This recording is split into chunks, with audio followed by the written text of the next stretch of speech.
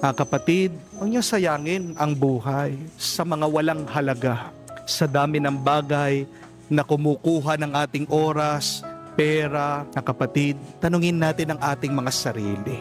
Ito bang mga bagay na itong nagtatagal o lilipas din yan?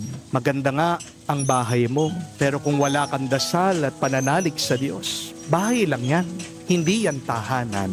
Ang dami mong damit, pero kung wala kang pagmamahal, kalat lang yan, hindi yan kayamanan. Ang dami mo ding alam, napakatalino mo, pero kung wala ang Diyos sa buhay mo, impormasyon lang yan, hindi yan karunungan. Don't spend your life decorating the temporary, but spend it deepening the eternal. Sa dulo ng ating buhay, hindi naman po tatanungin ng Diyos kung ano yung mga naipon mo pero titignan ng Diyos kung ilang puso ang napasaya mo. Remember that. God will not look at your collection. God will not look at your bank account.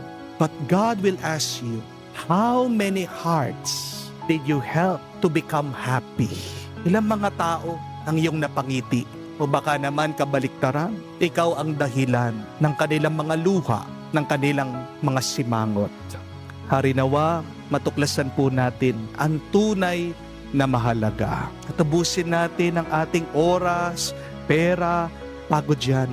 Dahil ang tunay na mahalaga ay magbibigay sa iyo ng tunay na saya at pagpapala ngayon at magpasawalang hanggan. Yes, brothers and sisters, tama talaga yun. Huwag mong gagawing walang kabuluhan ang mga bagay ukol sa espirituhanan ng buhay. Unahin mo lagi ang Diyos. Totoo yun, yung mga bagay dito sa mundo ay isang dekorasyon ho lamang yan. Tatandaan nyo yan. Mga agi lang ho yan. Hindi natin ho yan madadala. Mga bagay na yan ay para makikita ng kapwa natin na mayroon tayong ganito, mayroon tayong ganyan. Ngunit sa katotohanan, hindi ho yan mahalaga sa mahal na Diyos.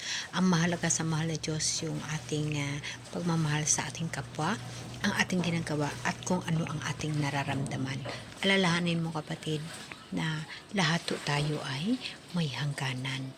So, pagkasama mo ang mahal na Diyos, walang hangganan sa buhay na walang hanggan. Sa buhay na pinangako ng mahal na Diyos sa bagong lupa at sa bagong langit na bababa ang bagong Jerusalem na kanyang pinangako sa atin.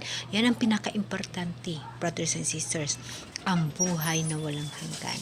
Totoo yun. Hindi tayo tatanungin ng mahal na Diyos kung anong naipundar mo, kung ano yung mga bagay na nasa sayong naipon mo.